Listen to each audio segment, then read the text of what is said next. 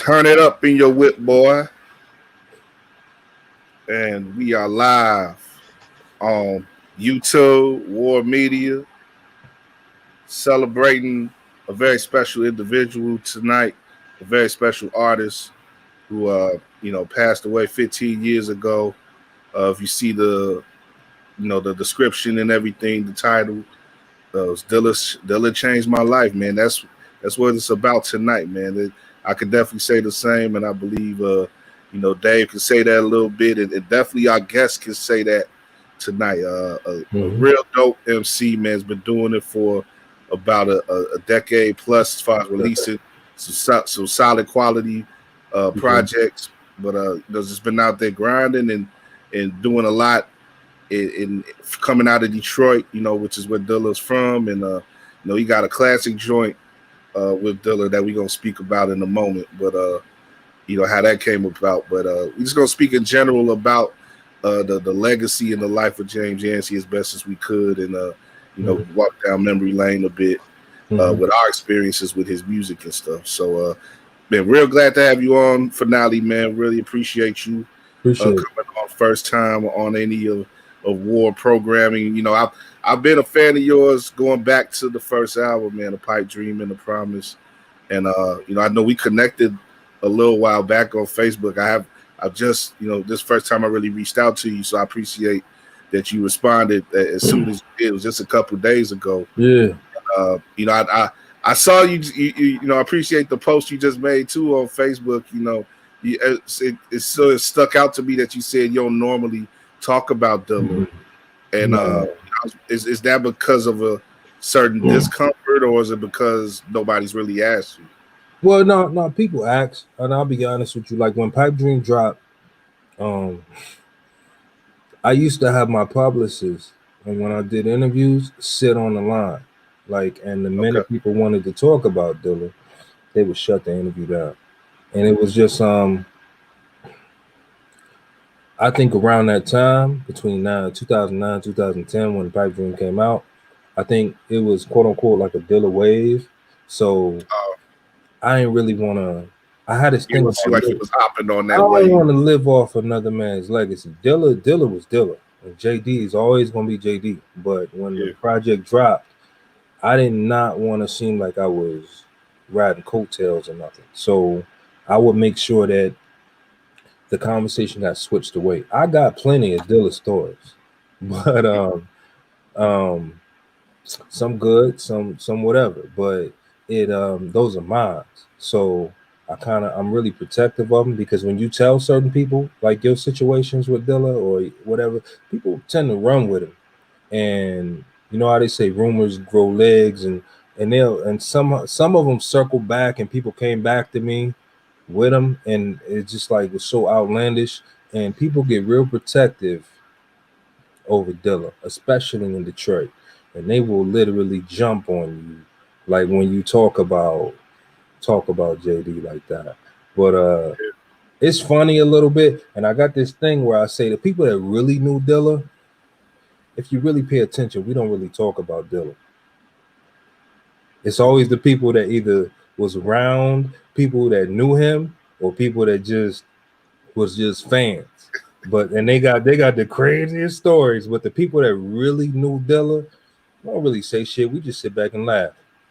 Would you say that there's like some maybe higher profile folks that sort of do that, or you don't have to name names if you don't want to? But no, I wouldn't say higher profile folks. I would just say people wear it like a badge, and it needs to be respected a little bit more, in my opinion. And but the fact that his influence, his reach is so wide, that's respectable in a sense. I don't ever want to stop it. I love it.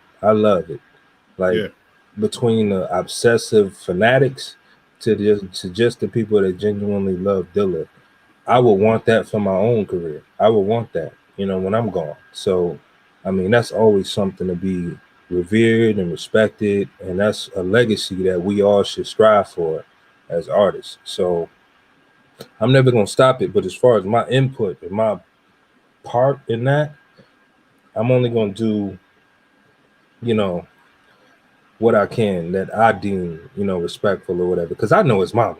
If I know your mama, I'm not going. I'm not gonna step out of line. So Definitely.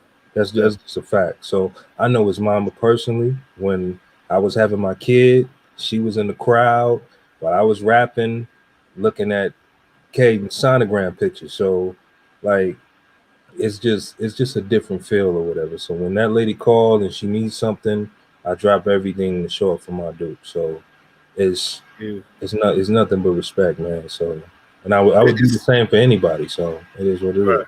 Mm-hmm. It seems like there's like a universal warm feeling for surrounding my Dukes. Oh, yeah. A lot of that probably stems from the respect and love that people have for her son. But she's really, you really got to feel for any mother who buries her son in Yeah. any situation. But beyond that, it's just from reading and studying the file, she's had to go through a lot to hold up the legacy of Jay Oh, and yeah. deal people who have probably tried to exploit that legacy and stuff like that. Would you say that's the case? That's been the case. I mean, yeah, I mean, I know she's had to deal with a lot between legal issues and between people trying to like latch on. So it is a lot. And I always say this at the end of the day, if I passed on, I mean, who better than my mama to have rights over what I did? You know what I'm saying? So Okay. or on my kids, you know what I'm saying? So there's never no tug of war as far as that goes. So if anybody has a say so about anybody, why wouldn't it be his mama? So um she's been fighting the war and fighting a good fight and keeping his name out here and keeping his name clean and his legacy clean and that's just dope. And she's just a good person, man. She's just a thoroughly good person. She means well. So, you know, I wish her none the best and I'm always here for her. So that's what it is. That's what's up. I love to have the chance to meet her one day and Oh talk yeah. to her about him. But in the meantime, I got you, and I want to go back again to like this is a track that just is so really impressive, and I think it's probably one of those maybe call one of those underground heaters in the J Dilla discography with your track Heat with him off of that Pipe Dream and a Promise LP. And like you said, at the time you released it, it was 2009.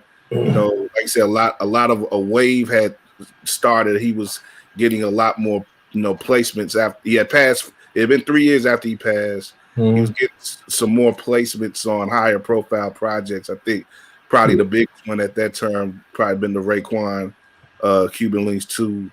Yeah. And but a lot of people was starting to use stuff, off of donuts and stuff, whether they have permission or not. But can you talk about your track Heat?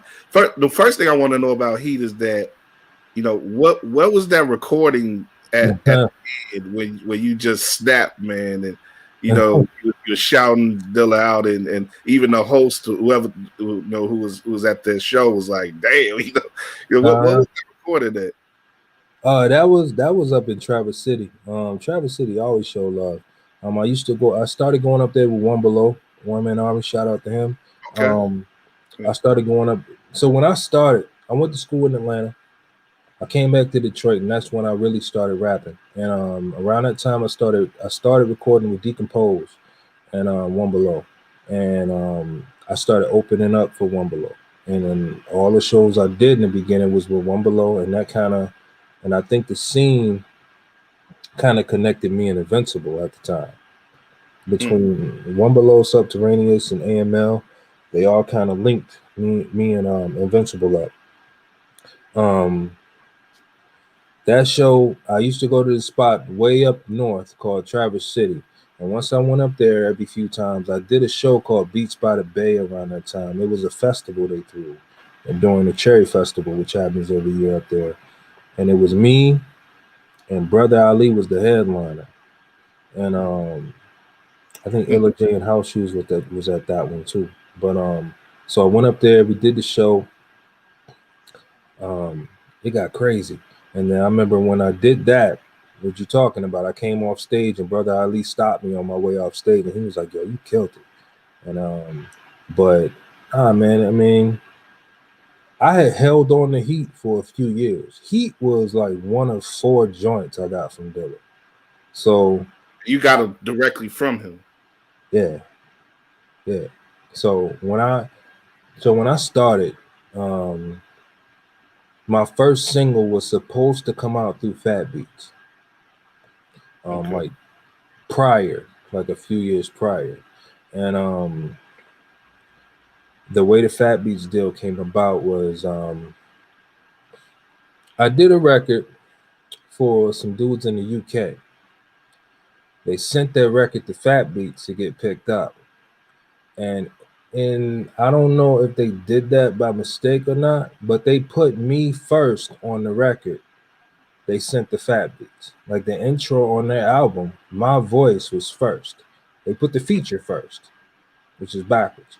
But they're dope, by the way. But when they sent it to Fat Beats ain't want the album. They wanted to know who was the first dude on the record, and it was me. So Fat Beats found me. I started working with a dude at Fat Beats, and they called me, and we put together my single. At the time, I was not working with Dilla. I was working with YG, House Shoes, and Lax.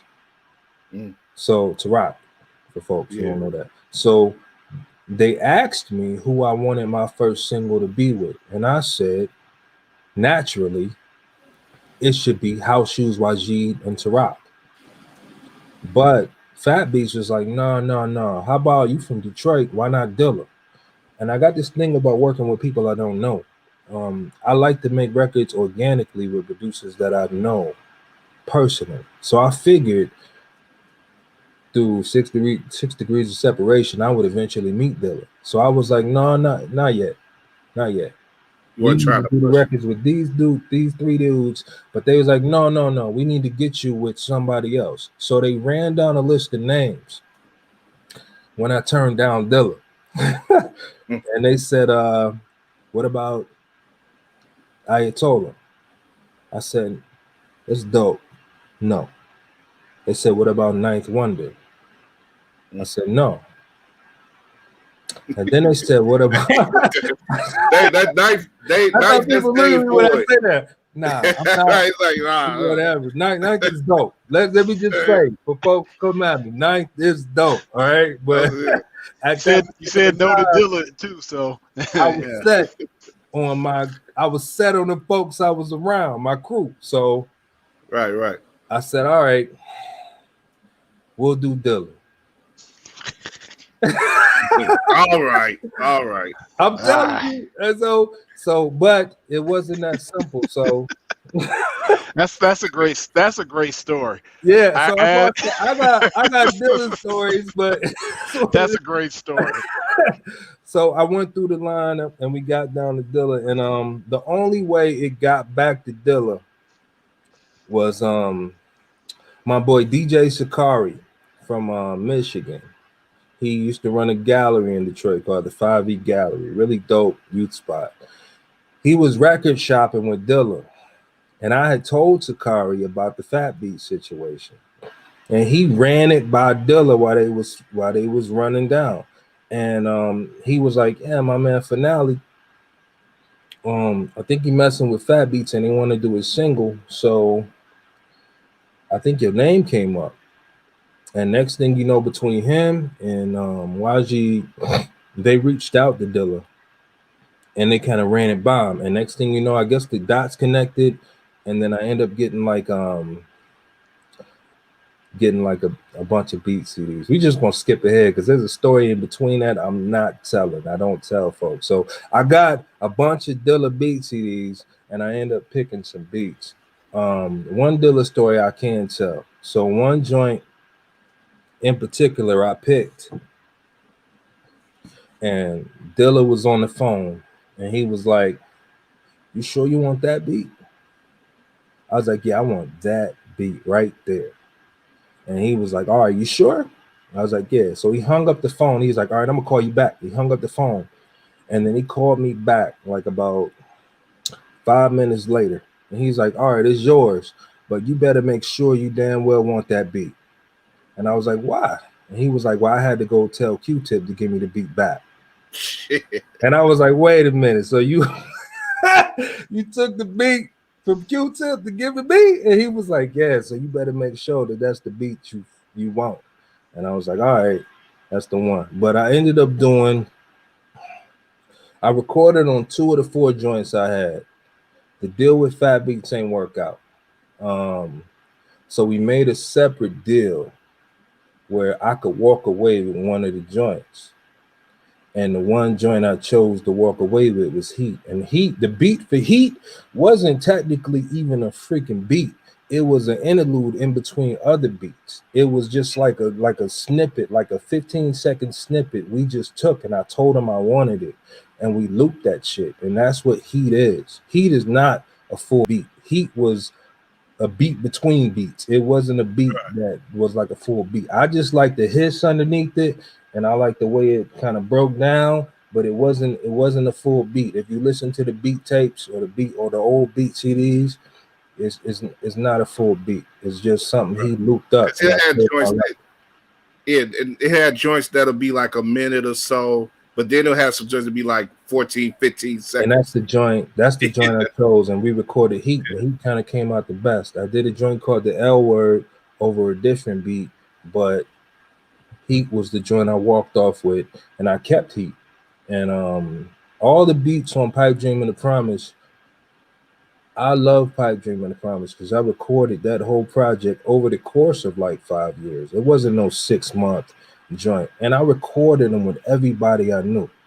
So every producer you see on Pipe Dream and the Promise, when I went to go knock out a joint with Knots, and those 2 joints with Knots, yeah, I had a manager at the time, and we flew down to Virginia to do an EP with Knots that was supposed to be shopped to Leo Cohen, and that deal ain't fly through. The manager situation ain't really work out. We still cool to this day, but it didn't work out. So I ended up taking my brother's keeper and jumper cables from the joints I recorded with Knots. But I went to Norfolk, Virginia in the studio, and I watched Knots makes those beats. So like Crisis, I had to talk to Crisis. I had to work out the joints. All Pipe Dream and the Promise is different. I do not work with a producer if I don't literally know you. Like, it's just, I think. So you prefer to be like in the studio with producers too? Nah, I mean, because you can't. But I at least like to have a conversation with you where you understand me and I understand you, and it's just the way it is. I know it sounds weird, but I can hear when you record a joint and it's just over some email shit, and y'all just meet and y'all just swap beats and swap lyrics, and y'all just met like over some DM. I can tell when y'all don't know shit about each other, but I can tell that versus when y'all legitimately know each other. Like, I don't know, it's different. Like, I literally sat in the studio with Knots and watched him make beats, and he drove me around Norfolk. He's cool, but like, the same way Dilla introduced me to Madlib, I hadn't met Madlib. Dilla introduced me to Madlib, so I mean, it's just I like to organically work with producers. So yeah.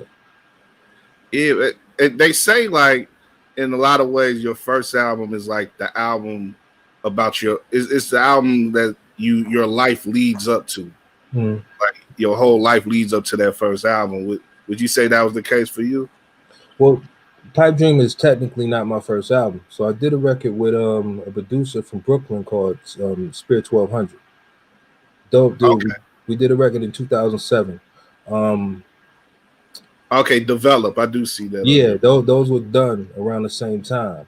I sat on Pipe Dream and I sat on Develop. And I remember I was sitting in the studio with YG, and he asked me, we were debating which record to put out first. And I held on. I put Develop out first because my boy Slop was running this thing called the Ruckus 50. So we did the Ruckus 50. I remember that. Yeah. We did the Ruckus 50 thing, and he reached out and we did that. And then I secured that deal for the digital, and then I got Fat Beats willing to press it up. So I kind of did the digital with Ruckus and the physical with Fat Beats, and we put those records out. But it was a good situation. That was a good record. I met Spear through a friend. When he came up on vacation, we spent 2 weeks recording Develop. He went back to Brooklyn after we recorded it, and like a couple days later, I found out he was moving to Detroit permanently. So he's been in Michigan since Develop, since we finished it. So he's a good dude. But Develop is just a dope record. I haven't recorded a record that since. I always tell people at the end of the day, there's two producers I need to record full records with before it's all said and done. I need to do a follow-up to Develop with Spear and Apollo Brown. So those are two. Apollo is that's like my brother. So I started another Michigan cat. But those are the two producers that I would be able to like comfortably sit down after I do records with them. But yeah, so Develop came out first around 2007. Pipe Dream of the Promise came out 2009, 2010 time. But yeah, man. So I gotta admit, I haven't really listened to Develop, so I gotta check that out. So you know, I wholly recommend Pipe Dream of the Promise for anybody you know who want to go back. You know, if you're not too familiar with that work, definitely go back and listen to that along with everything this brother's done. But going back to sort of what I was mentioning with your life leading up to your first records, your first recordings, and being like I said, we talking about Dilla tonight, and I just wanted you to speak a little bit on, like I say, you knew who Dilla was, but you didn't know him. By the time you were like putting together Pipe Dream and the Promise and developing all that, like. But how did you first hear about Dilla? Like, how did he first come into your consciousness? I'm from Detroit. If you don't really know Dilla, you ain't from Detroit. So it's that's a fact. That's a fact. I'm sorry. That's something because I'm not from Detroit, of course. I'm from Chicago. I mean, but if you from Detroit and you don't know, it ain't no I just stumbled on Dilla. Dilla has been around, and it is what it is. You should know him, and the fact that you from Chicago, so you should know. But the rule in Detroit is you make it outside Detroit and you make it in Detroit. It worked backwards. So of course you would know Dilla because you from Chicago. But in Detroit, we should know him. We should know him. But it's just the fact that Dilla was way more popping overseas and way more popping like outside right. Michigan than in his own home state. I would tell people this: I could go overseas and do a show for 5,000 people, and I would trade it in to do a show in front of like 500 people in Detroit. I would trade it in to just do a show on the east side of Detroit where I grew up, and they know where I'm at, rather than go to Paris, France, and do a show for like 1,500 people. It's just a different feel. But I mean, that's the reality of Detroit hip hop, Detroit music. That's the way it is. Everybody had to go. They had to go through those trials between Dilla, between Royce, between Slum, between M. M had to go all the way and join the Outsiders and blow up before he came back to Michigan. So that's just the way it works. But Dilla, 99% of these dudes wouldn't sound the way they sounded without Jay, and that's a fact. These producers, they wouldn't sound the way they sound without Jay, and these MCs wouldn't sound the way they sound without Jay or By 10 or even T3 or Elza.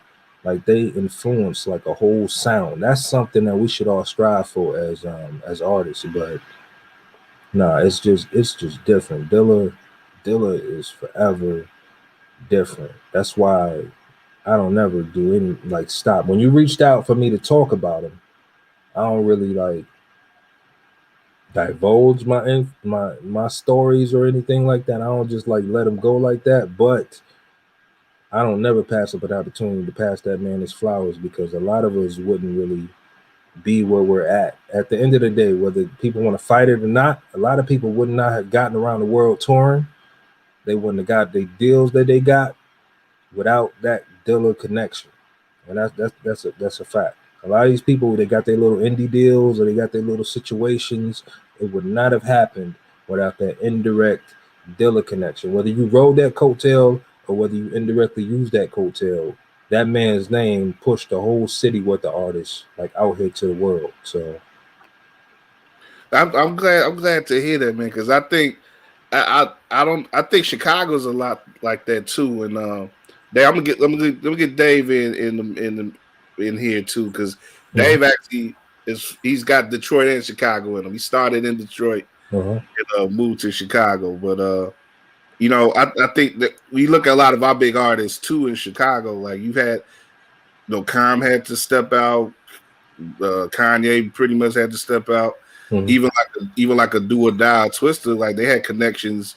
Like Do or Die put out their early records on Rap a Lot. They used to, so it's like it was the industry just sort of had to catch up with like our cities in a lot of ways. And whereas in the last 10, 15 years, you've had it a lot easier for artists to develop and be signed and be given big advances and stuff coming out of either one of our cities. And now, you know, you got it's easier to be homegrown coming out of Detroit or Chicago. But back in the 90s, it was like, yeah, you had to step out and then you got big elsewhere. Then you got big back. And it's funny that, you know, like I said, you have such connection, but you end up with such connection between Common and Dilla. It seemed like in a lot of ways they had sort of similar paths going to where they went about, you know. Yeah.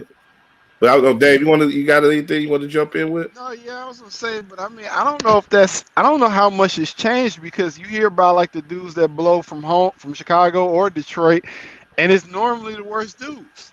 I mean, you know, Detroit is Big Sean. I mean, you know, I'm sure he's better than he used to be. I mean, at home it's the drill guys. So I mean, I don't know how much has changed. You mentioned High D, you mentioned Phil, and I mean they are not giving them. I don't feel like they get their flowers. They're getting more than they used to, but they're not getting as much as they should. That's definitely true, Dave. But I think back in the day, even like a Big Sean probably would have had.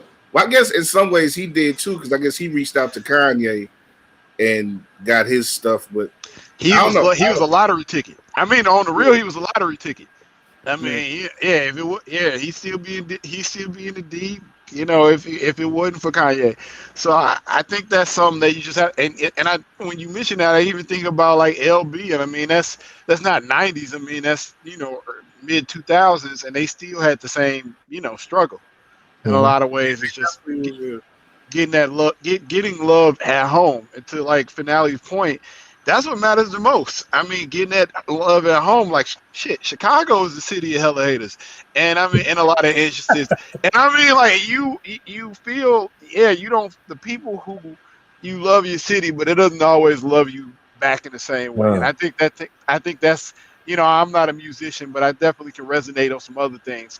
How that feels. Like you'd rather just have that love at home, you know, versus somewhere else. I mean, I've seen it. I've seen it from Prime, and I've been to Chicago a bunch of times. I remember I was on tour for Pipe Dream of the Promise when it came out, and I made my way around the Midwest. So I went to St. Louis out with Vandalism. Shout out Vandalism. And then I made my way back out, and I rocked that. What was it, the Double Door?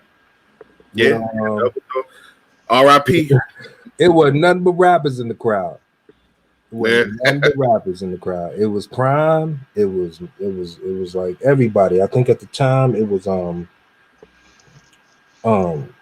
Scud and like a bunch of like producers and rappers out there. But like it was just all my Chicago folks like in the crowd. You know what I'm saying? But it was a toss up, so they couldn't really explain it because I was like, yeah, I know I did like a little promo or whatever, but the way my boy Sean Doe was explaining it was just it's just the way it roll out in Chicago sometimes, and that's cool. But because Detroit ain't no different, man. It's fine because at the end of the day, what keeps people back, certain rappers and certain artists balanced, is okay. We still got them passports, baby, and we still got them stamps, and we still got them fans overseas where they really buying records. But over here, you know what I'm saying? The reason I respect fans in the States is because the ones that I do got, they stick with me.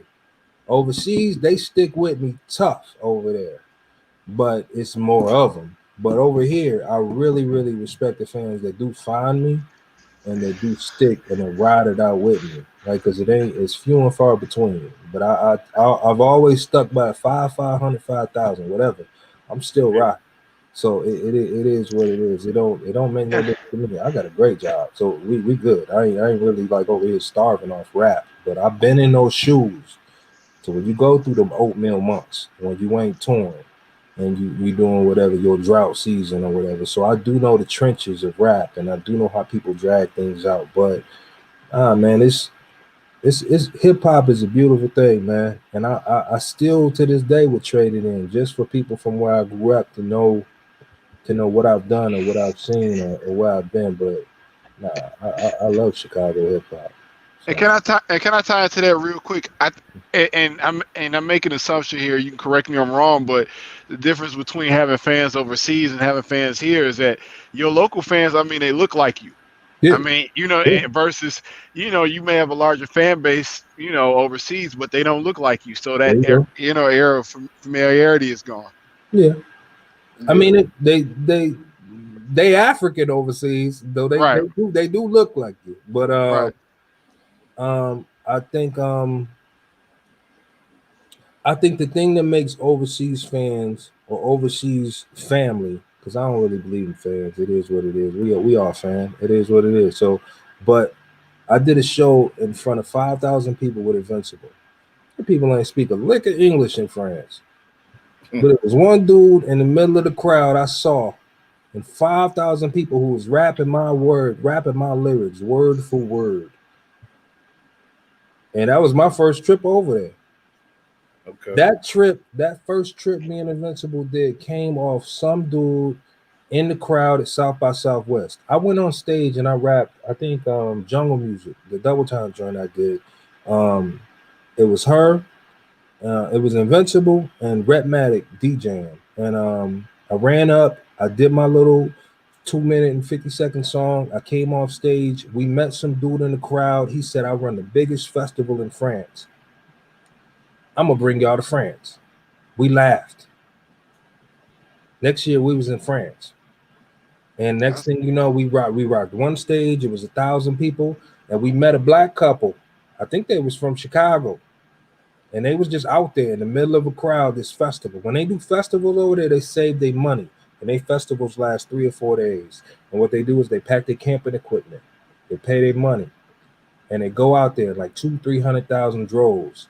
And they basically set up different stages and they move from stage to stage. But we started at one stage. We did 1,500 people. He pulled us to the side. He was like, y'all killed it. I'm going to put you on a bigger stage. The next stage we did was 5,000 people. Wow. And it was one French dude in the crowd, black dude. He knew every one of my lyrics. I had never been there before. But it's crazy the reach you have on music. That's why I tell people like Spotify numbers and these metrics and all that bullshit. I don't give a shit. All I care about is where my music is going and how far it's getting to and who's hearing it. And that's what's important to me. As far as like the amount of streams, and I got 4 million this or 3 million that. I don't give a shit about that. Is somebody in Japan listening to me? Is it getting there? 62? I put out 62 on my own. I've sent records between Japan and Italy and wherever. It's people out there listening and they want what we make. And in the Midwest, and as much as we say people not listening to us, Dilla is an example of that. Oh yeah. They worship the ground that man walks on in France, in Paris. If I could pick a Dilla day over here versus going to a Dilla day in France, I would go in France. Like I was on tour and I was trying to cancel the tour to make the Paris Loves Dilla. I was supposed to drop tour to go in there and go rock real quick. But I wasn't able to get off tour and go kind of skip over to France to do it. But they love us over there. Our reach and our influence. The industry, as much as we say the industry not paying attention, the Midwest has been influencing this industry since the beginning. They just don't want to admit that shit. So between Crucial Conflict, between everybody, between Do or Die, between Twister, everybody double timing now. That's the funny shit right now. Everybody's fucking double time rapping right now. Twister killed that shit. That shit comes from Chicago. I love double time rapping, but I ain't too afraid to say that I got that shit from Chicago. I love that shit. Right. I love switching styles like that, but I love the influence that everybody in the Midwest got, and just rap in general, man. Hip hop is just fucking beautiful, man. It is what it is. Like we cousins in a lot of ways, man. Yeah. You know, we got so much connections Yeah. between us, families, and culturally, and all our sports teams play each other all the time, so we give each other shit about that. But it's I love the relationship between our cities, man. And I've for as long as I can remember, I've been fucking with Detroit hip hop. So when you talk about people like Invincible and even like people who in Michigan and Michigan overall, like One Below, and there's a lot of love for those for all y'all, man. Y'all really took what Dilla and people like Slum Village started in the 90s and really advanced it and really diversified the sounds. And by the time you got to that blog era, like when you emerged, like it was just so much different stuff that was coming out of Detroit that was interesting and fun and to listen to.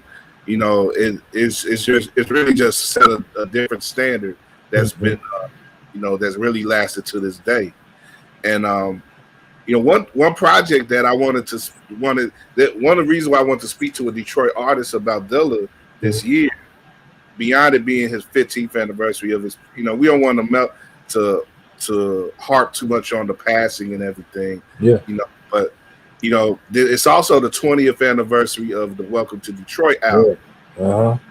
And I saw that came out this past Friday on the streaming services. It's like a big BBE did it up with it. Like it's got like a lot of like all the instrumentals on it, a bunch of alternate versions of songs and stuff. But that album on its own, the original album, is it's cool, man. Yeah. And I want you to speak on that, like, because that's what I sort of get into in regards to how Dilla, when he was here, how he was received and how he was accepted in his home city, because it seemed like he really just stood out at that.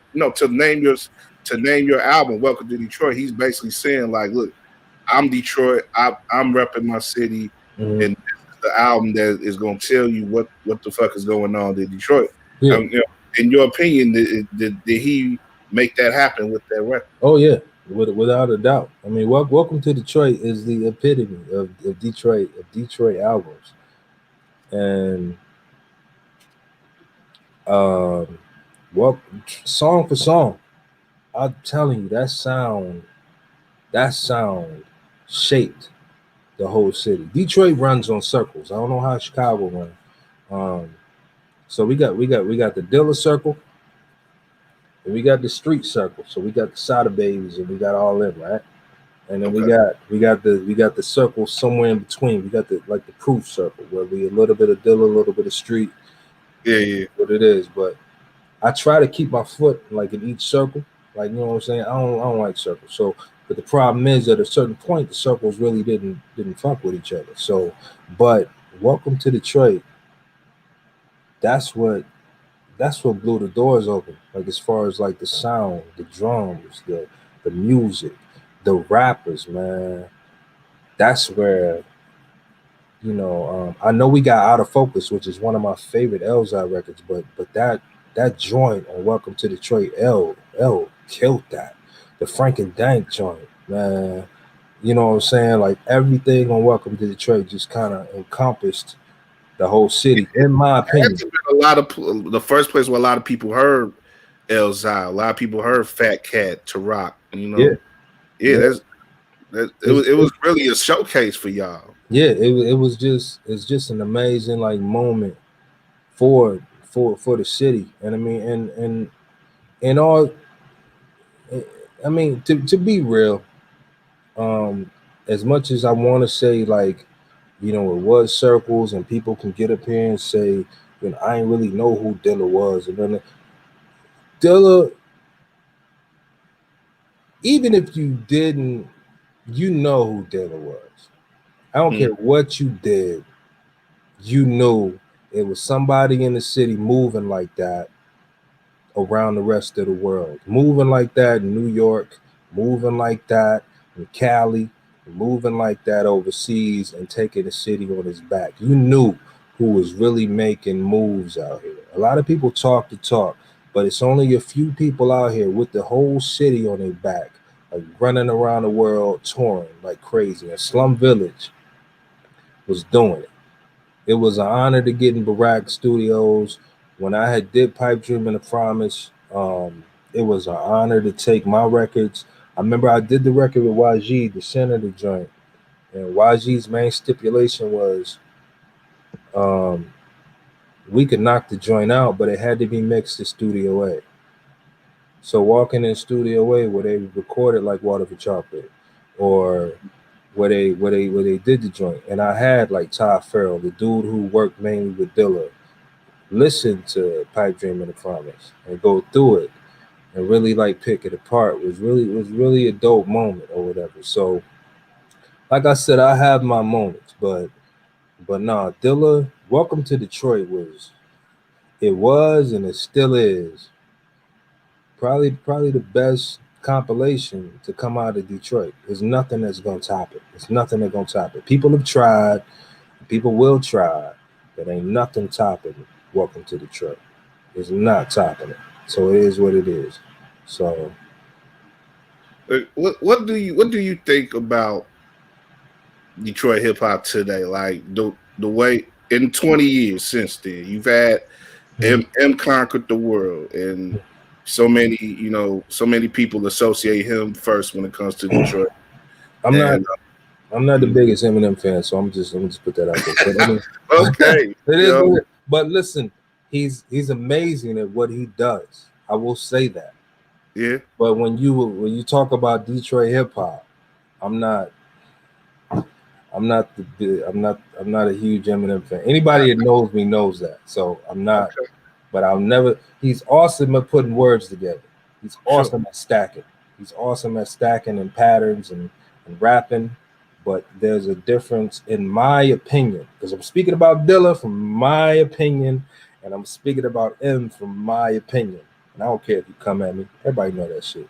But when it comes to M, I don't give a shit. So when it comes to M, he's awesome at what he does. But I get a different feeling when I can feel it. I gotta feel it. I gotta feel what you're saying. It does not matter how many 6-syllable words you use, and it does not matter how many patterns you use. It does not matter. I don't care what anybody says. Yes, I pay attention to typewriter flows, all that shit, all that stuff. I pay attention to all that, all your patterns. I love listening and breaking out other people's rhymes, and that's beautiful. The technical part, but there's another part that I need. And it can be simple, and your technical part can be so simple, but I need to feel what you're saying. I need to feel it. I need to understand it. I need to have been through it. I need to find a connection to it. And I know people automatically associate Detroit with Eminem, and that's fine. M is the king in a lot of people's eyes, and that's fine.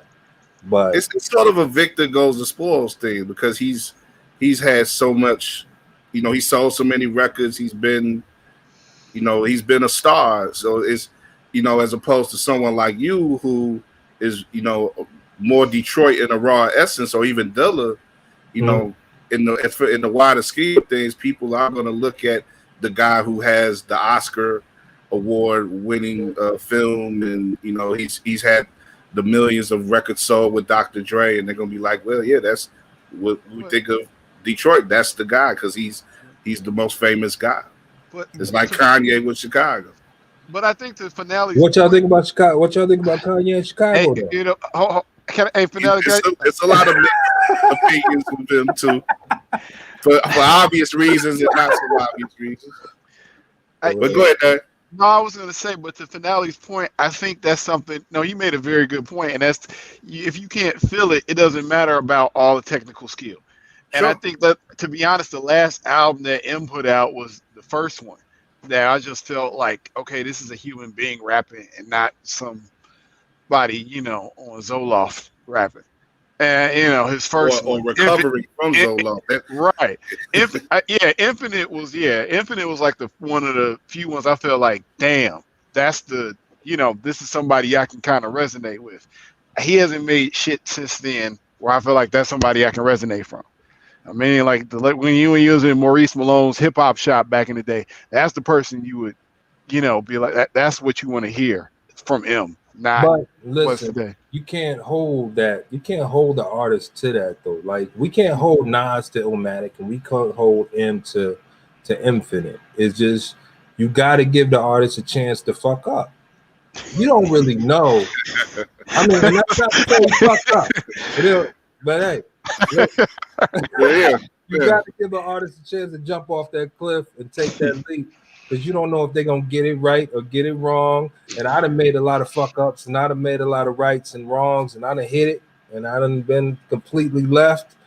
And you know what I'm saying? People will be like, I like that record, but I swear I love like Pipe Dream of the Promise. And that's fine. Right. It's fine. But that's the beauty of being an artist. So that's the one thing I love about Eminem. He's not afraid to take risks. I just can say, like for instance, my favorite rapper is OC. And oh man, that's like there's like two dudes who I got playlists in Spotify for two dudes, and they're both labeled underrated. And I got like 50 tracks of each. One is Planet Asia and one is OC. Yeah, like those are like the two people who they sort of represent underrated MC and greatness to me. Like, I just think that it comes away. Like, and if we can circle back to Dilla, I love the way Dilla rap. I loved it. Yeah, he was a great rapper. I think that if you find a balance, I don't know how to make beats. I don't want to try to make beats. I don't have to try to make beats. That shit is complicated as fuck. I just want to write, and you just give me the beats. But I think it's like a double threat when when a producer knows the pockets on his own beats and he knows how to rap, and that was Dilla's secret weapon. And I don't know, just certain joints, man, like on Thelonious and on The Money. The Money is my favorite Dilla beat ever. I know he got other joints, but when that joint kicks in, and he raps, let me say it again and say it with feeling. Like it's different. Like a different feeling he gave me when he rapped, but it wasn't the deepest shit. Let's be completely 100% transparent. He rapped about a lot of straight street shit. Yeah, and that's what it is. So you can't be a super deep backpack rapper and be like, yo, fuck this nigga for rapping about this and that. But you love Dilla. Dilla rapped about all the things that super backpack purist hip hop rappers hate and despise, but they worship the shit out of Dilla. You know what I'm saying? Because he rapped about that. But I mean, he just did it like with so much finesse, man. And that's what made Dilla so dope. He made the nonsense shit that we deemed nonsense in hip hop. He made that shit sound so smooth and so dope. That's why I was a fan, man. So.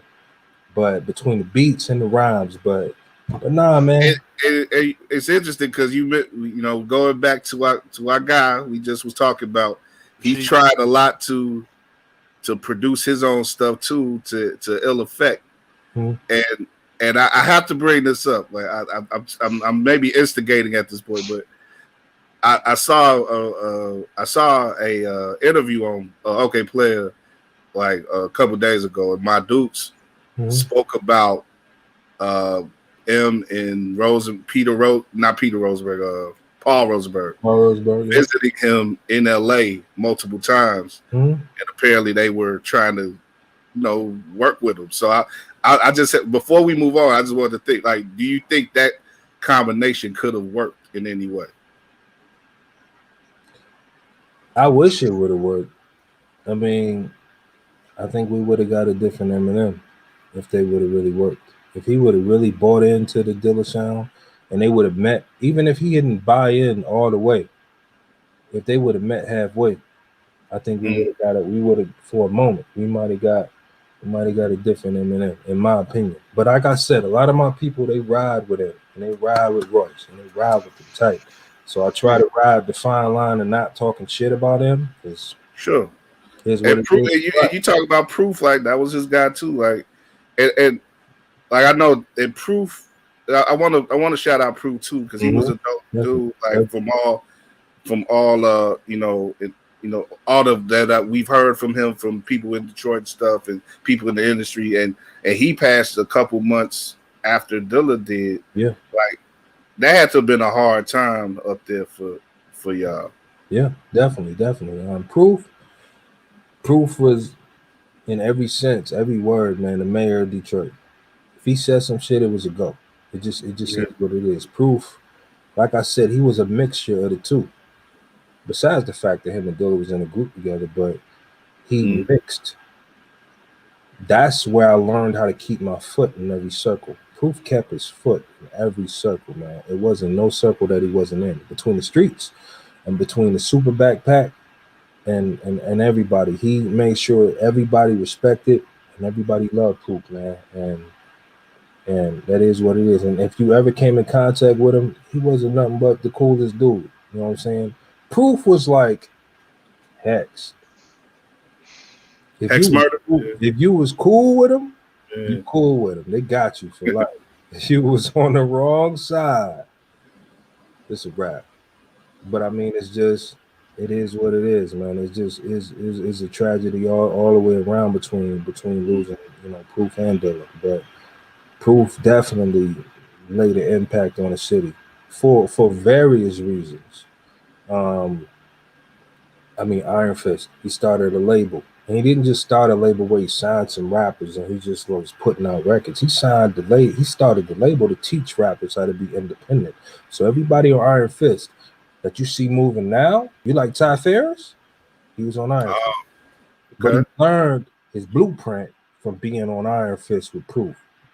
So we out here running independent. One thing I did respect about them and about the way the Proof set up Iron Fist is everybody that was on Iron Fist, he taught them how to be independent and not to be up under nobody's umbrella. And that's the type of things that those are the type of things that I respected. I respected Proof for. He was just an all-around good dude, and he was about self-empowerment and pushing us, you know what I'm saying, and things of that nature. But nah, man, between Proof and between Dilla, man, they hit the city extremely hard. So yeah, it's definitely hard to lose dudes like that, and whether it was through something physical or like Dilla, or something more senseless like with Proof. It hurts either way,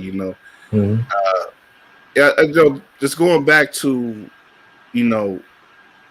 around the time that Dilla was passed, like he had his sound, and we think of the sound of Donuts and the sound they probably starting with the Mad Lib collaboration, Champion Sounds a classic, but he was sort of melding a bit with Mad Lib, and they were sort of bouncing off each other and their influences. And I was just wondering, what were your thoughts about the way that his sound was evolving at that point, as opposed to, because it was a bit different from the Welcome to Detroit sound. What did you think about? I loved it. I love the fact that he mixed with that Cali sound. I loved him and Mad Lib linking up. It was dope. I'm gonna tell you a secret. I went to Norfolk, Virginia, and you know how you like J-Lib? It wasn't supposed to be J-Lib. It was supposed to be Knots and Dilla. That worked out. I know Knots fucked with Dilla. It wasn't supposed to be J-Lib. It was supposed to be Knots and Dilla. Knots told me. He was like, yo, it was supposed to be me and Dilla doing the J-Lib joint. But I mean, the fact when J-Lib came out, it was crazy. But I was a fan of Mad Lib already.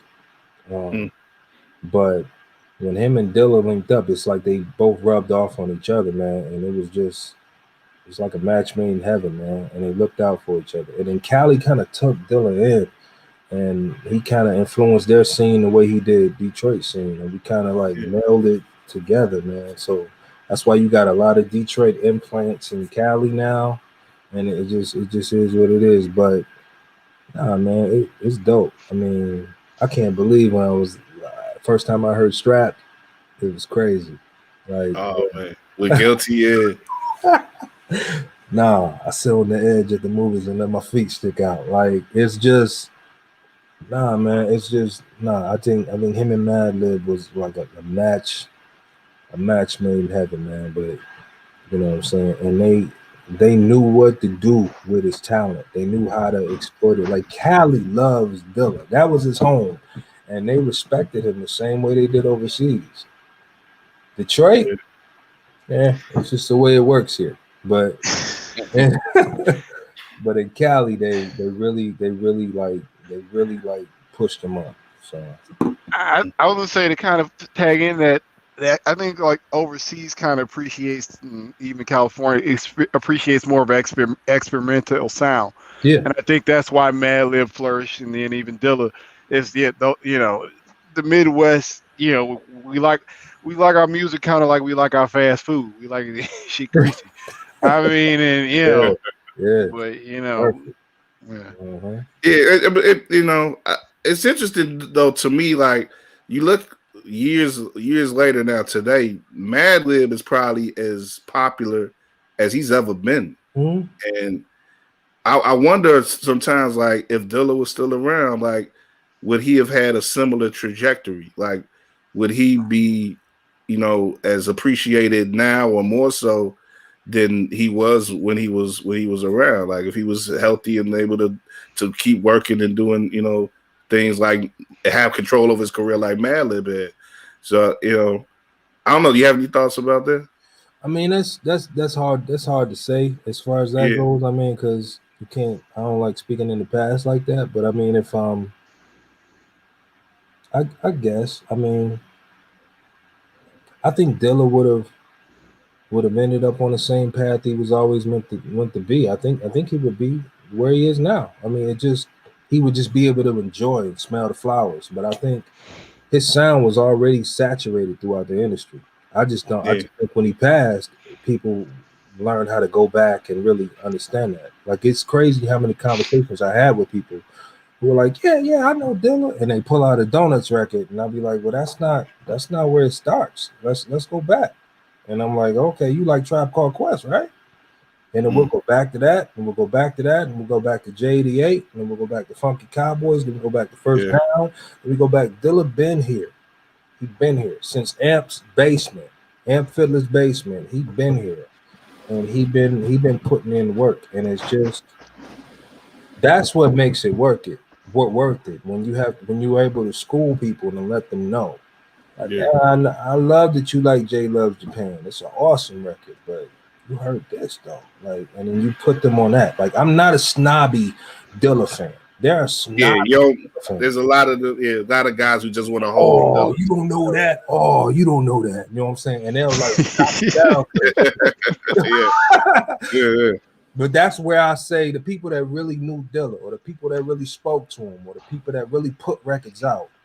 You know what I'm saying? The people that completed the circle and actually did records when he was still here on Earth. Not to knock the records that were done after he passed. That's what it is. But the people that legitimately did records, like it is what it is. But I'm not here to box nobody. Like people want to box on me. Like you didn't know Dilla. I'm like, I did. I got my records from Dilla. What you talking about? I mean, that's why I said I rarely speak on Dilla. I rarely tell my story. I have a lot of Dilla stories, but the way that it works here in Detroit, because that's all I know, is people, they get their little badge and they be out here policing the streets for Dilla, and it just gets to be too much. Every year it gets to be too much, and I'm speaking for me. It gets to be a little too much, and I just kind of sit back. I'm not gonna say nothing. I may show a little, 45 of like Heat or some crazy shit, or show this and that. Folks don't know I did like 4-5 records with Dilla. Folks don't know that, or they don't know what happened, transpired between me and him on the phone, or anything of that nature. But it's just that, man, I really hope people continue to learn about him, and the fact that his legacy is still standing to this day is Right. is a testament in itself, man. That people still around the world still like look to him for inspiration. You know what I'm saying? And then I can hear his sound. And a lot of the people that I work with and consider family, man. You know what I'm saying? Shout out to Kev Brown. Shout out to Odyssey. Shout out to all these producers that have been carrying that torch. I tell people the king of the bass lines, they live in DC. I don't there's know a lot of dope cats down that way. Odyssey and Kev, king of the bass lines. You know that. I haven't told him that. But Kev Brown is the king of the bass lines, but he is one of the closest representations I've heard, closest things to Dilla I've heard. He just feels it. And the way Kev makes beats, he makes beats off feeling. It's got nothing to do with no technique. It's all unquantized shit, and it's all just dope, just feeling, just samples and shit. It's just dope. So shout out Low Budget, man. Definitely. Shout out Low Budget, Kev Brown, Odyssey. They're two of the dopest from the past 15, 20 years, man. Yeah, definitely. It's interesting, too, you mentioned, like, people not knowing stuff about Dilla or not being able to place earlier stuff with Dilla, because I saw a clip on IG a couple days ago. It was old boy Ty Dolla $ign said that pretty much was his experience with the. What are you laughing at? Yeah, you remember Ty and Corey? Yeah. But he spoke about his guy Corey, like being a big Dilla fan, and like him, like them going over his discography in the wake of his passing, and being like, oh, he did that joint with Farside, he did that with Tribe, and he wasn't knowing at the time. Yeah. But he went back and he saw that Dilla made all these records going back 10 years that he had loved. Yeah. And that became like the basis of his early work. Yeah, like you say, with Ty Corey and his early solo work and stuff. Yeah. But it's like people gonna be studying forever. Like there's a video came out today, like Dave, the video I shared with you, the kids in Brooklyn. The music class was playing Stakes is High, like little 8th graders or something. Like, I don't even think they were that old. They may have been like 6th. But yeah, you're right. They might have been younger than that. I'm sort of just threw that out. But yeah, it's like grade schoolers and like people who really study music are studying Jay Dilla. Like jazz artists and stuff are building compositions based off of his beats and stuff. Like. Yeah. It's amazing, like the impact that he's had on music as a whole. You talk about like just his sample use. I went and listened to Ahmad Jamal's Swahili Land after listening to that, and him just taking that small piece of the sample. I think if anything, people get, we say artists, producers are great for X, Y, and Z, but the manipulation of something so mundane in a sample is what he took out of Swahili Land. Or even taking a song as creepy as Claire, and that song is creepy as fuck, and making it's a song about being a pederast, for lack of a better term, and making players out of it. I mean, I think that's something that we really should factor into what his greatness is. He was a mad scientist, man. He was really a mad scientist. Yeah, with those samples, man. What's your favorite Dilla sample, Dave? My favorite Dilla sample, probably, it would be Swahili Land or be, and Claire being two of them. Because that player sample, that loop is it's a sedative. It's soothing. If you listen if you listen to it as an instrumental, I mean, and then the beat, the knock with it. So I definitely, those are two of the, best, some of my favorite samples of his. Mm-hmm. Yeah, and not to be morose, but I think a lot of the sample usage on Donuts, when you go back, he was saying messages through samples on that record, like, being that he was making the record in his hospital bed and stuff like that. And you listen to something like the song Mother by the group Motherload, When I Die, at the end of Donuts. I listen to that and it's emotional. I remember listening to it, and that like I think I heard about him passing like a couple days after, because I was I didn't have consistent internet. It's '06. Remember, that's before Twitter. That's before we was smartphones. So I didn't know what had happened, and I remember it was a Sunday, because I just looked it up yesterday. Like, when was February 10th, '06? They said it was a Friday, and I was like, okay. So I remember going into I was working for our school paper. I was still in college, and I went in on that Sunday to do some work. That's typical, and I found out on the computer in our office, on the OK Player boards. I went on there every day, at that point, and like that was some emotional shit. I don't know if that's a story you want to tell, Finale, but do you remember what it was like when you heard? Oh, when I heard he passed? Yeah. I was at the barbershop. I remember House Shoes called me. And he just called me and he was like, "Yo, he passed." And I was like, "What?" And then he told me like directly, like, "Yo, Dilla passed." And I remember I went outside, and I think I chilled outside my car for a minute, but I don't know. I think I was numb for the rest of the day. It was just like, I don't know. I felt a certain way, and that's why I say I don't never fault nobody. I've seen people bawl their eyes out over Dilla crime. I ain't never met that man in his life, but his music might have hit him in a certain way. So I can say for myself, when I found out he passed, I don't know what it was, but for the rest of the day, I was just numb. I felt a weird way, like I knew we lost something major in the city, and I had only spoken to Dilla like a few times and like interacted with him a few times, and I had only met him like 2 or 3 times. So it's different, you know what I'm saying, for me than it would be for like a Fat Cat or Rajid or even a House Shoes to be. Guess who really knew him for a while. Yeah, so it's different. That's why I say it's different. But I mean, like, I don't never fault like anybody that was falling out. You know what I'm saying, when he passed. But when I found out, I mean, House Shoes called me. He told me. So I don't know. I just kind of felt numb for the rest of the day, and then it kind of settled into it. And then that's when it was like, nah, this ain't over. Like it ain't over.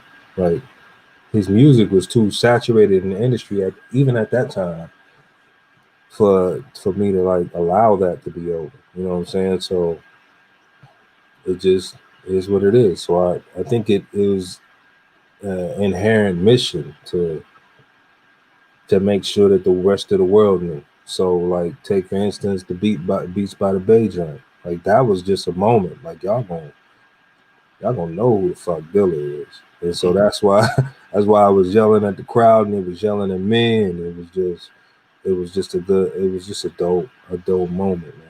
But you know what I'm saying? And at the end of the day, I don't care what you got. At the end of the day, I got my Dilla records. I got one. You know what I'm saying?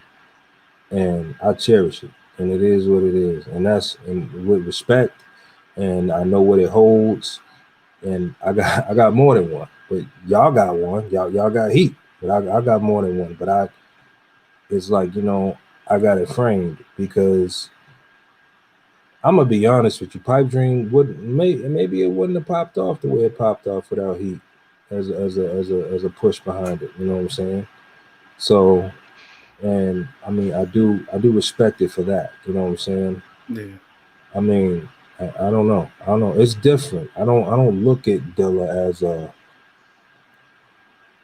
like a catapult for my career, but he is a major fucking instrument, a major proponent, a major piece in the machine of Finale. And you gotta respect all the pieces. Ain't nobody ever did it on their own. I don't care what no nigga say. Ain't nobody ever did it on their own. And nobody ever came out here dolo and rolled dolo and did it without a team and for him to bet on me, along with Crisis, and along with Knox, and along with Apollo, and along with all the Kev and all the other producers on there. But Heat and Dilla was definitely a major part in the machine and just the whole component of Finale. So yeah, it's definitely something to be proud of, man. To have, like I said, a record like that in his discography as well as yours, it's something that it's part of a legacy. It's something that you definitely should be proud of, and it's not, given who you are and the way that you've moved. I don't think anybody could say that you piggybacked off of Dilla in any way. Like you were legit, and he showed his love to you while he was here, and you continue to show that love. Even if people choose to say that or choose to connect it, however you choose to connect it, like I know what I know, and I'm comfortable in me being comfortable, but it is what it is. But I'm not afraid to say that, as morbid as it sounds and as crazy as it sounds, when he was here, he pushed a lot of careers. When he passed, you would have never got that 2009, 2010 wave of artists that the way that we hit the industry. I mean, all of us hit the industry. It would have never happened without him passing. And I don't care what he say about that. You would have never got everybody. Black blew up. Black Milk blew up. Sensible blew up. Yeah. We was out there touring while G was blowing up. That was go time. Like it just was what it is what it is. But like I said, you got to respect it. And you got to thank that man, and you got to give him his flowers. Which is why when you asked to speak about Dilla, I will never pass up an opportunity to give any of my brothers like they flowers. Even if you called me to give flowers to nigga that's still here, Taiwan, that's my brother. I mean, I don't mind it, but like, it is what it is. But Dilla, man, I done seen grown men fall out crying, bawling over that man. So it is what it is. So it's just crazy the power that music has. I can honestly say, because of music, people think I'm joking. I could be lost in the world with my kid, and I know somebody 2 to 3 hours away. Right. It don't matter. We could be in the middle of Australia, and I can call Catalyst, or I can call Sam Dutch, or I can call so-and-so. We could be in the middle of Paris, France. I can call anybody from the Hello Panam crew. I can call Stretch. I can call anybody. It's just, that's the power that music has, and Jay understood that, and Jay had that power, man. Like, and they show up and show out, like, for that man. So it's just crazy. I'm glad we talking about Jay, because I don't never really get to talk about him or about the impact he had on this city, but it wouldn't be a lot of us if it wasn't for Jay. And that's a fact. And I want to thank him, and I thank his mama. She know I love her. I love her like my own mama. I love my dudes. And I'll do anything for that lady. If she called, I remember I was in the middle of cutting odds and ends when she was doing a Rebirth record. And she called me, and she was like, I'm here. Beej called me. Beej and them called me. Beej called me and said, I'm here with my dukes. We at the studio. We're doing this record. We need you, Guilty, and Big Tone on this record. I stopped recording the Odyssey record, jumped over there, and we knocked out that record. So, but she was there. Nick Speed was there. Guilt, Big Tone. I hadn't seen him in a couple years, but it was just dope. That's the kind of feeling that his music brought, you know what I'm saying, for everything. But it was dope that his mama was there. She signed my record, so I got that frame too. But I think that was dope for her to sign her own son's record and give it to me. So, but man, it's just crazy. Like I said, I may look at music different, but fuck it. It is. That's dope that y'all, you still get to come together with dudes like that every now and then. I want to ask, do you still keep up with Shoes? Because Shoes, he ain't online like he used to be. So, you don't get to hear from him too much anymore. No. I talk shoes. Every time he come in town, or we'll talk. I'll put a record up, and he'll be like, "I won't." He'll just inbox me like, "Send me that," and I'll just I'll just send it to him or whatever. I'll put a snippet of something new up.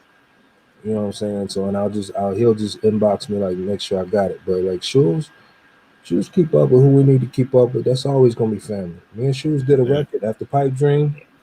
It never came out. We did a whole project. It never really like transpired into anything, but it's dope. But we got everybody on it. Fat Cat on it, Hassan Maki, everything. We just kind of sat on it for a minute. It wasn't the right office for it. So maybe one day y'all hear that. Maybe I'll just drop it, throw it out there on Bandcamp or something. But Yeah, it's that'd a be dope. it's a dope album that was done around the time like after Pipe Dream came out, and then I kind of got caught up in some other things, and I ended up having my son. So, but but yeah, man, it's Shoes is always gonna be fan. So it is. But I do talk to him every time he come in town, or I think he was here a couple years ago for New Year's Eve. I popped up on him. I like popping up on him sometimes, but he was DJing, and I popped up on him. He gave me some records, and we chopped it up for a minute. So yeah, That's what's up. Yeah, we gonna start to wrap up here, man. Like, really appreciate you sitting in thank y'all for and, having and Thank you. speaking on your experience with Dilla and your memories and your unvarnished opinion, man. Your straight you give it up the real, man. I appreciate it. It's just like your music, though. I appreciate what you brought here, man, and I just like give you a little bit of flowers again. Thank you. You've been out here doing it for a while, man, and great projects. Like you mentioned the odds and ends with Odyssey and 62. Was 62 that was your last full project that you put Yeah, out? that was the last full project. Yep. Yeah. I mean, where you at now with your stuff, man?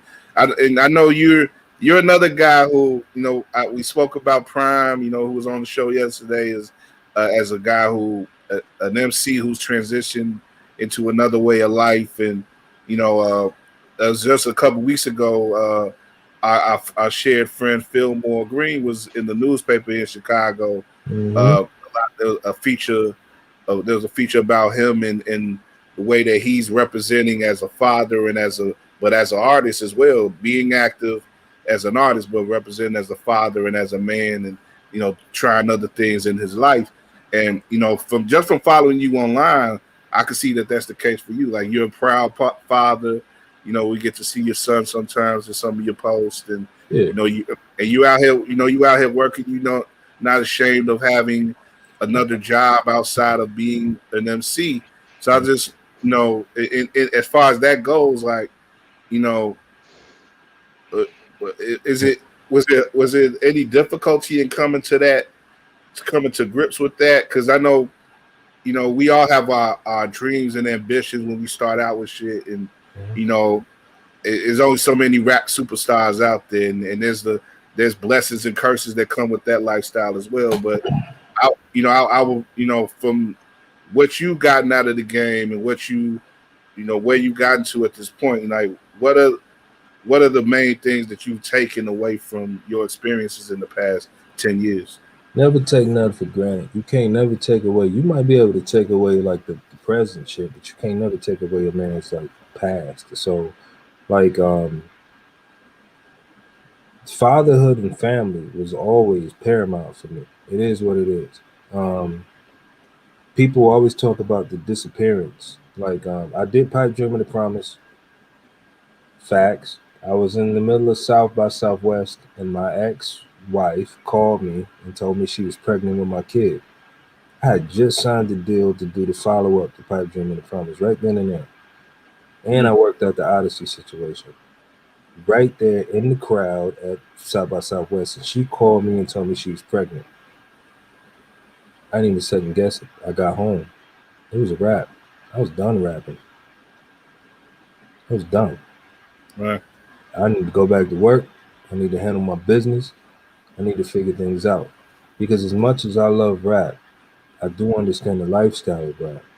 And the one thing I did not want to do is not be available for my kid. So I had a lot of coaching and a lot of lectures from fellow artists telling me you can do both. But I can do both, but he shouldn't have to deal with both. So it shouldn't be a situation where I need to be gone for 2 and 3 months or 6 months, or I need to be over here. And my kid didn't have to do that. So even though I had signed the deal for the Odyssey record, the stipulation was my kid's coming before May. So I'm gonna need them beats, Odyssey, before May. So we can knock the record out because you paid me. But we can go, I told Mello that they didn't give me the record. They didn't give me the beats. So right before May 26th, right before he came. And he was coming. And so I was like, all right, we just wanted to wait. And we waited.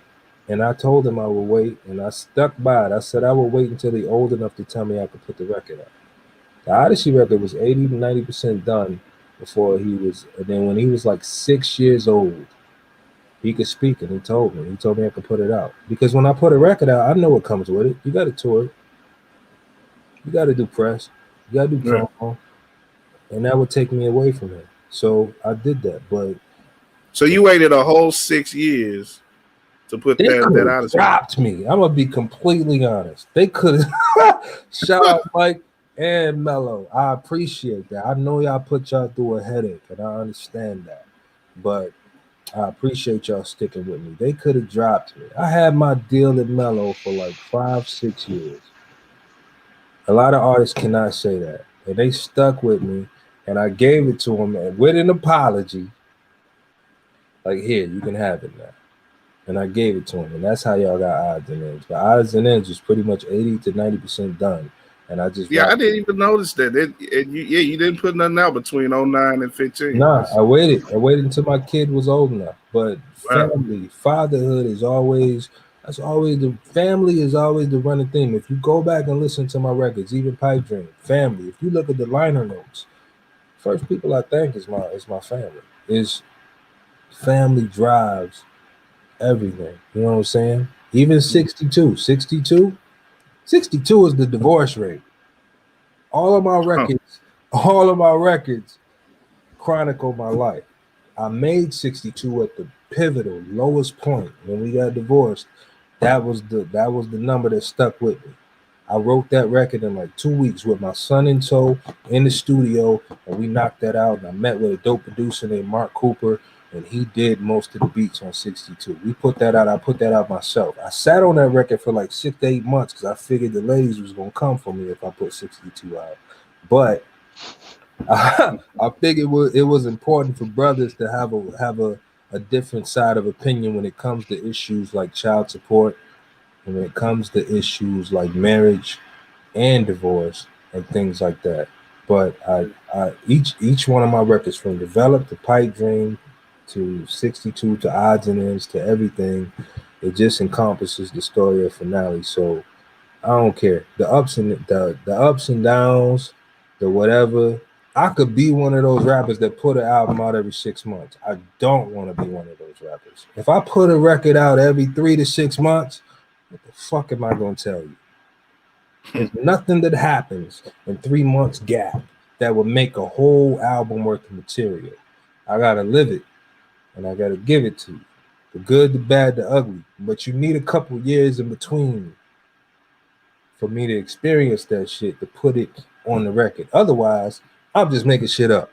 It just is what it is. And I'm not saying other rappers is doing that, but there's nothing that I could do. I can't give you a record every 6 months because it's not genuine for me. So the one thing I got from it, from the Dillas to the Kevs to the Hassan Mackies to the Odysseys to the Roddy Rods to the House Shoes to everybody, they all play a part. To the Coronas, to the Invincibles, to the One Belows. That's my family, man. Like, all of them is my family. It's genuine when it comes to Finale. That shit is genuine. I look at it. They may not look at it like that, but they all play a part in my story. And that's what I give my listeners. So the fact that people are still going back to an album that I put out in 2009. Yeah. Fat Bees just randomly hit me up. I was going to give you Pipe Dream and the Promise all the instrumentals. I didn't care. I was gonna just throw it on Bandcamp, just give it to you for nothing. Fat Beats, they just copped it. So I always wanted it on vinyl. So in March, I think the Pipe Dream and the Promise comes out on vinyl.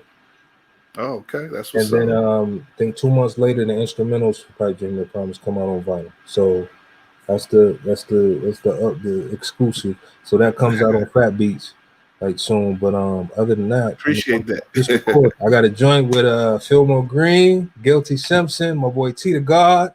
Shout out T the God from Chicago. But we all on the same joint with my boy Mute One from Jersey. But I just Fillmore just sent his verse in, but I'm comfortable, man. At this point, I'm just recording when I feel like recording, and music is so much easier when I took the fucking business out of it. And that's just speaking for me.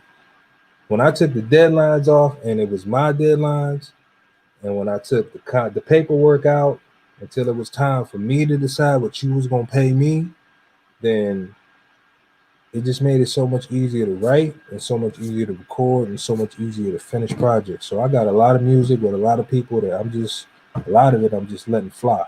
I got a record with Willie B. I got a whole album worth of beats. If you don't know Willie B, if you like Rigor or Section 80 by Kendrick Lamar, yeah, Kendrick, yeah. I got a whole project with Willie B. Shout out Willie B. Wow. I got a lot of music. I just wanna give it to you. What 2020 taught me is don't sit on shit, man. Just let it go. Because when you gone, you gone. So just let it go. Let it fucking go. Just like, so a lot of shit I'm just gonna give away. It just is what it is. Because when I'm gone, I need my music to speak for me. But I'm not making records. The fact that you still talk about Pipe Dream is how I make records. I don't want to make records that last a summer or a month.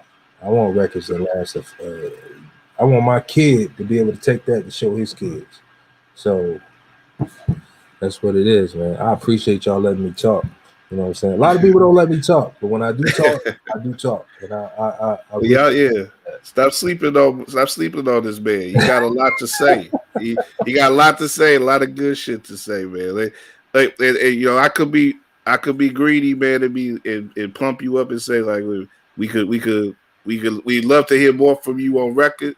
But the fact that you live in the life that you want to lead and that you releasing stuff at the rate that you want to, so many people can't say that. So, you know, I'm real glad that to hear that you were, you know, at a good place in your life right now, in your career, man. And you know, I'm definitely looking forward to what else you got to say and what else you got to release, man. And you know, like I really appreciate just having this time with you tonight, man. You really live up to like I said, the rep that your music provides for you, bro. Thank you. I appreciate that. I'm nowhere near where I need to be. I'm nowhere near perfect, man. But I work my job. I try to get the job done and try to do the best I can. But I definitely appreciate y'all. So for real, both of y'all. Thanks. No doubt. Dave, you got anything else, man?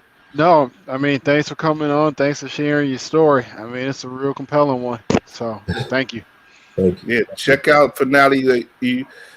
Like your stuff is pretty much on all the streaming services. You got a Bandcamp, right? You said you got the Bandcamp. I got a Bandcamp for like the stuff that I put out for Finale DT313. That's on like that and Instagram and Twitter and all that. And then the other stuff, you know, like odds and ends, you obviously got to go to Mellow Music to get that. And then the new Pipe Dream project, you got to go to Fat Beats for that. But you know, you can just Google it. But I appreciate all the support, you know, for everybody. So no doubt. Look out for that Pipe Dream and the Promise on Wax. Look out for the collaboration with Fillmore and all our guys here in Chicago, man. And look out for whatever this dude got coming up, man, because he is definitely worth listening to. And go back and visit all that other stuff, man. You know, if you ain't been up on it already, you know, you're gonna like it. I can assure that. If you like real hip hop, you know, it's a cliche grown man rap, but it's, you know, the way that you describe what you do, man, is really stuff that it sits with the listener, and the stuff that it speaks to to real life shit. It's not about it's just real rap, man. I tell people that I know we in that era of grown man rap, but you gotta weigh things out. That's why I don't like this whole old and new school, young kids and the old heads type conversation. Because when the same young heads and they talk about Benny and they talk about Griselda, fools is like 30 now.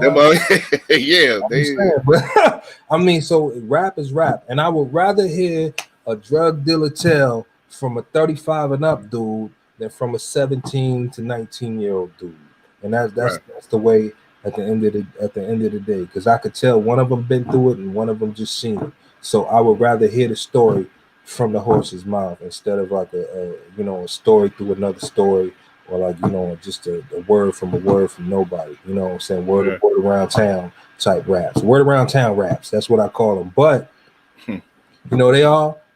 dope is dope, man. It is what it is. But I love the trajectory that hip hop is on. But it's proud. I'm glad to see artists like that. I'm glad to see Jay Electronica. I'm glad to see artists like that, moving up and getting to the forefront. But like I said, real or fake, just make it dope, man. It's just fucking rap. People put too much stock in the rap.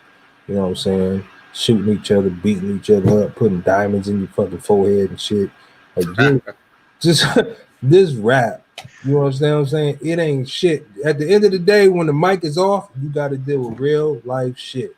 Not COVID. Take your black ass to work, raise your kids, make sure your bills paid, and that's what it is. But rap is rap. It's all one big show. Now you either telling the truth or you making that shit up. Just make it dope, man. It don't really matter, but Dave, did you get that diamond in the head reference? You know where that comes from? No, I was gonna say just put the beat on and be fresh. It's kind of the type. It ain't that deep. It ain't rocket science. That's why people get mad at me. I was like, anybody can rap. And they be looking at me like, no, they can't. I was like, yes, you can. You can rap. Anybody can rap.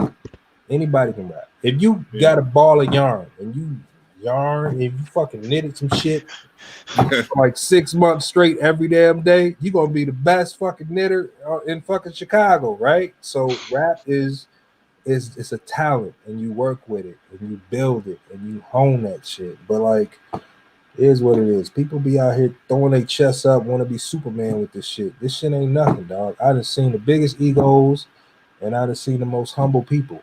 You know what I'm saying? And it is what it is. And I do not care where you've been around this earth. I done stepped foot on that too. I don't care. I don't care what deal you signed. I probably didn't sign the same deal. I probably seen the same money on the same table. It does not matter. Just make it dope. Just fucking. It's just rap. That's my thing. Right. I've been trying to trademark it for a minute. Just rap. Just rap. Fucking rap. Just rap. Yeah. Real simple. Just rap. Simple, because people be putting too much stock into that shit. I be looking at people all day. They want to be superheroes at home and shit for this rap shit. This shit is fucking. Nah, man. Just respect it. Hip hop can go so far if we just get past the egos and shit. But like I said, man, and that's part of the legacy, I think, of Dilla too, man. Dilla was about the work, and he didn't purport himself to be like a beat god or didn't even know. Legend. He wasn't even aware how dope he was, man. I mean, yeah. he was all he knew was that MPC and then beats coming out of that joint. And it was just like he was the most humble. One of the most humble dudes I ever met, man. When he introduced me, when I met him at the Electronic Music Festival. When I met him, I was with Guilty and I was with K Fresh. When I met him, it's crazy. I talk about it on Pay Homage. He was more excited to meet me. And he was like, "Oh, you got to meet Madlib." And he went to the back and he led Madlib. Madlib was high as fuck. It's a different story. He led Madlib out and he shook my hand or whatever. And I met him, but it threw me off because I was just like, yo, it's nice to find. We've been talking on the phone for a minute. It's nice to finally meet you. But he was like, y'all like my favorite rappers. Me and Guilty was like right next to each other. But it was just. Yeah. So he hadn't worked with Guilty yet at that point? He was still working with Guilty, but I think that was one of the times like I was with Guilty, K Fresh, and we all met backstage. And I think he was working. That's about around the time Guilty started flying back and forth to LA to work with. But it's just the fact that I was meeting this man as a fan, not as somebody who had been talking with him and working out business or whatever. It was as a fan, and he was just coming. Turned that around on you. Yeah, I was like, what? Nah, man. Dilla was one of the most humble people ever. And again, so we could get a precursor before the police come. I'm only speaking from Finale's viewpoint. Like, I don't care. Like, it is what it is. But I have my own memories and instances with Jay. And it is what it is. When I got my beat CDs, I took them to House Shoe's house. And we listened to them together. So, and when I say I got beat CDs, I got them all. He sent me everything. Like everybody's beats. I don't know what he did, but he sent me like 7 CDs full of beats. And there's people who got killed for them CDs. But I had the beats to like the Fat Cat album, and I had the beats like the J-Lib album. Like I think he just went in and just burned me everything. And I had everything, and that's what I went through to pick my beats out. So I recognized some of the beats, but the ones I picked out, you know, I made sure like maybe nobody else's. But I got the whole catalog. So, but it's just he was that humble, man. So yeah, and that's what like that's what we should take. A lot of what we should take from him, along with the music. Like just take that example and you know try to move in that way instead of moving like a little Uzi Vert. You know, like they found out while you was talking. I can't believe he did that, man. I can't believe he put that damn diamond in his head, but it is what it is. So yeah, like I said, there's one. If I had to pick one path to go on, you know, a lot of people fuck with Lil Uzi, but I think I'll take the Dilla route, man. I'll take the finale route. You know? I think that's probably one of the sad things about it is though, like you got both like Detroit. Even Detroit, Chicago, Philly, you got the greatest spitters in the world, and the people who make it to the main stage are the biggest fucking idiots out of each respective city. Yeah. I'm like Philadelphia, Detroit, Chicago. The people who make it to the main stage are the fucking embarrassments. Yeah.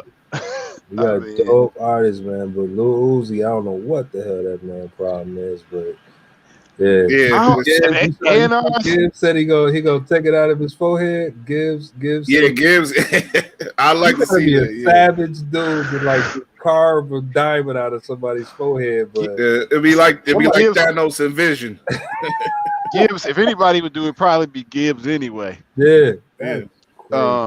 He gonna need security. Yeah, that's his life. But you know, some folks they live off attention, like I don't. You know, other folks live off of real props, and they do what they do to deserve them. You know? Yeah, shock value versus talent. That's 25 million in your forehead. That's all our stimulus checks right there, bro.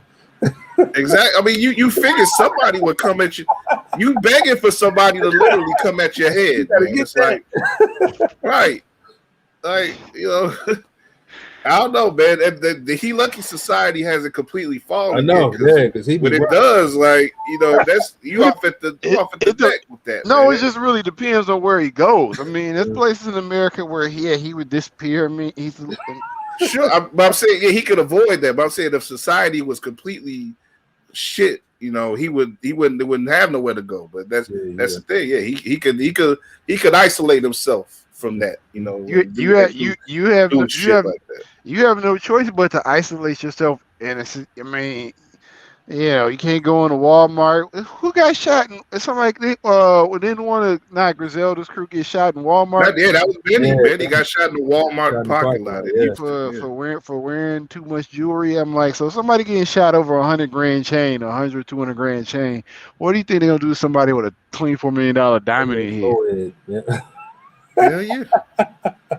That's crazy. That's the rap game, man. We got Dillas and we got Lil Uzi, so you know that you make your decision who you want to be. Gap right there. The Dillas and Okay. And we got finales, man. So once again, we appreciate you, bro. Appreciate You it. know, we'd Thank love to have you on sometime, man. If you got anything you want to promote, man, anything you want to do, man, holler at me, man. I'll be glad to Thank help y'all you. for having me. Thank y'all for having me, man. Thank, Yep. Yeah. thank you. Man, be safe, man. Shout out Wordsworth Superstition. They got a record coming out, so I did a record for that. But they Okay. Superstition make beats now. So Yeah, I heard that. Yeah. him and Wordsworth got a whole project coming out. I did a joint for that. So look out for my brothers on Superstition and Wordsworth, man. They out here working. So I appreciate That's what's up. Definitely. Uh-huh. Right. Appreciate you, bro, man. Stay safe. Stay warm up there in Minnie. Yeah. Thanks. All right, bro. We'll holler at you, man. Peace. Appreciate All right. it. All right. Yeah. You We done for now, man. Definitely appreciate Finale, man. He was a great get. Glad he agreed to come on and talk Dilla and talk his life. Like, a real down brother. Great MC, man. Definitely look up his stuff. Like I said, if you hadn't done it already, check out his shit. He's a dope dude. And that's it for now, man. That's it for us for this week. We'll be back I guess next Tuesday. We'll see. I may have another guest in the works, but if that's still early. But if not, you'll definitely get more of me and Dave, and we'll be just chopping it up like we usually do. But yeah, great week here, man.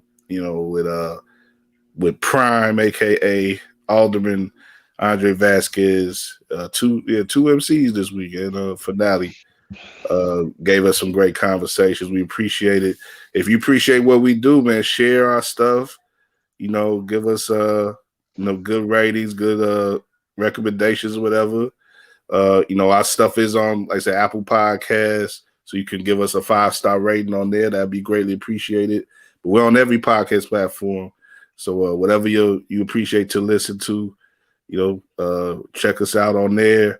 And weareregalradio.com. And of course, you actually watching us. That is War Media on YouTube. So yeah, we'll be back next week with more exciting in the building content. Dave, got anything else you want to say, bro? don't spend your money on putting diamonds in your forehead, I guess. Yeah, there's a lot more valuable. There's a lot better things you can do with that money, man. Maybe you can help somebody with that money. If anything else, you can't think of anything else. There's a lot of ways you can help people with that money. All right, yeah. He couldn't come back to Philly if it was him, because he disappeared. He's small too. Put him in the trunk. Yeah, put him to the trunk and feed the hood. Right. with the proceeds. Right. Yeah. Well, as for now, we'll sign off with that. Lil Uzi Vert is indeed a fucking idiot, and don't be a fucking idiot yourself. Take care of yourself. Take care of others. Like, stay warm if you in most of the country right now. Keep staying warm and take care of yourself. And if you don't go out, put on at least one mask, if not two. And yeah, just keep holding it down. We got a few more weeks of winter left, man. Let's all do what we can to protect each other. Indeed. All right. Holler at you later, Dave. All right, later. All right, man. Holler at y'all later. Peace out, YouTube. Peace. Much love.